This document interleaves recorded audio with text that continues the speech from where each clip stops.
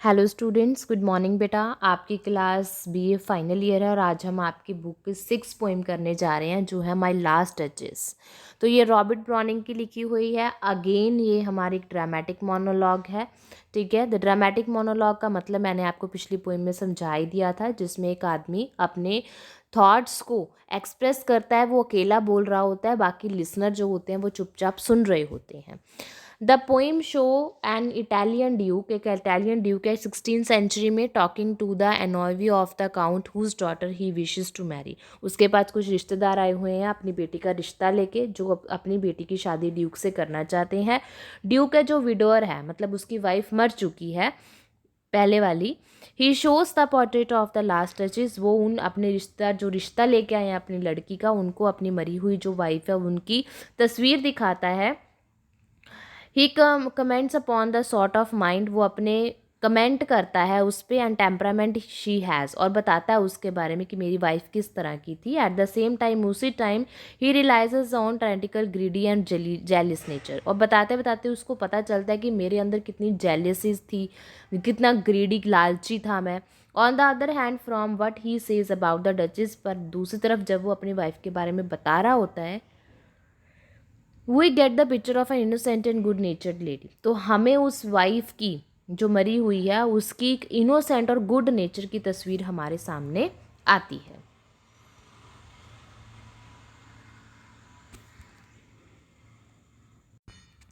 हाँ जी, तो आगे हमारी समरी है। My last duchess is one of the best dramatic monologue by Robert browning.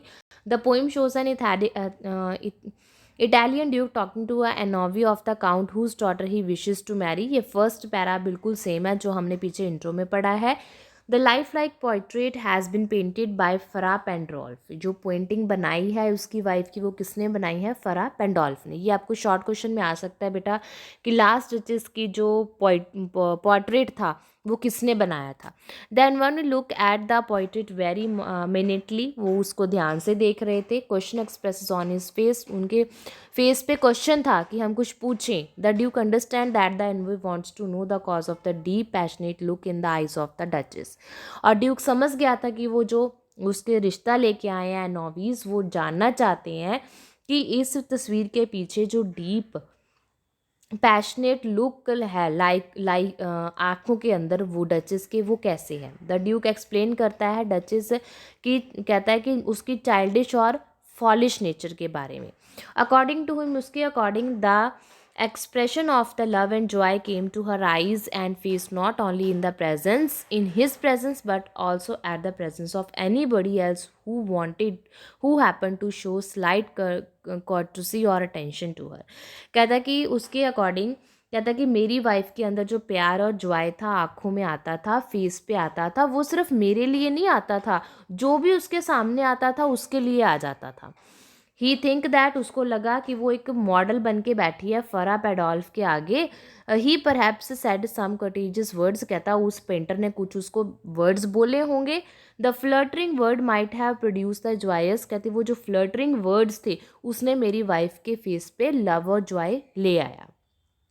The Duke continues saying that Duchess had a heart that was rather easy to please। फिर Duke बताता है कि मेरी वाइफ का जो दिल था वो बहुत ही सॉफ्ट था, किसी के लिए भी पिघल जाता था। She send interesting looks in every direction and everything seems to please her equally well. कहता वो सबकी तरफ एक तरह से इंटरेस्टिंग से देखती थी और everything seems to please her equally well, और सबको एक तरह से ट्रीट करती थी। मतलब मैं उसका हस्बैंड हूँ तो सबको, तो वो मुझे अलग से ट्रीट नहीं करेगी, वो बाकी सब मर्दों को भी वैसे ही ट्रीट करेगी।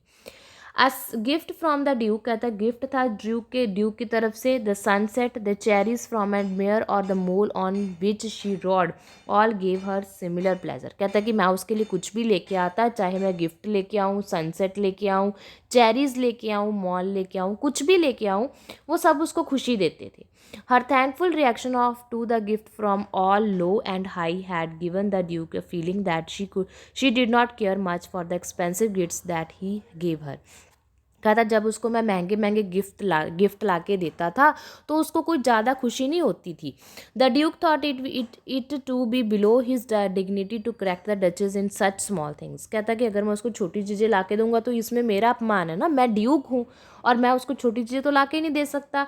ही did not want to teach her how to behave. कहता मैं उसको तरीका ही नहीं सिखा सका कि तुमने रहना कैसे है।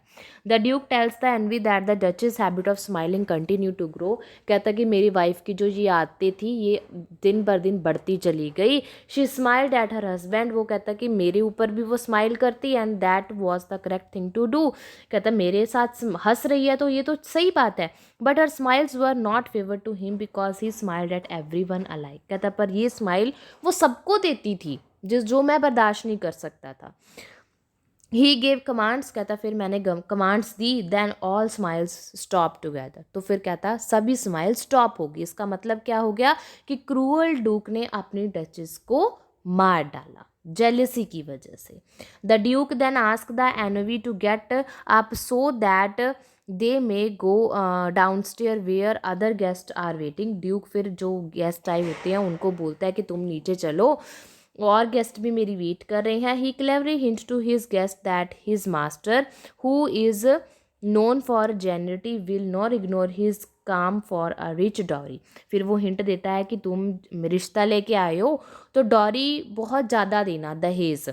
On this way down the stair the duke show to the envoy a bronze statue of Neptune. Neptune का एक स्टेचू दिखाता है जो तांबे से बना हुआ है, riding and controlling a sea horse, जो कि एक सी हॉर्स राइडिंग कर रहा है और उसको कंट्रोल कर रहा है। ही डिस्क्लोजेस दैट वो ये पिक्चर दिखा के ये शो करना चाहता था कि great piece of scripture was made specially for him by the great artist. कहता है ये मैंने जो नेपच्यून का स्क्रिप्चर बनवाया है जो घोड़े को लगाम दे के पकड़े हुए है, ये मैंने क्लूस ऑफ इंसबर्ग से बनवाया है।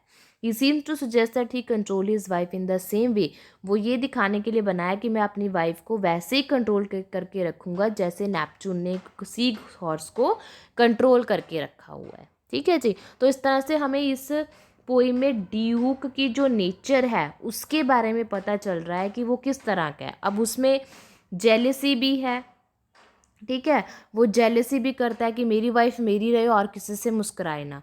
वो रिच तो है ही पर वो क्या कहता है भी मुझे डॉरी भी चाहिए, रिच डॉरी चाहिए और मैं अपनी वाइफ को कंट्रोल करके रखूँगा जैसे कि नेपच्यून ने घोड़े को कंट्रोल करके रखा है।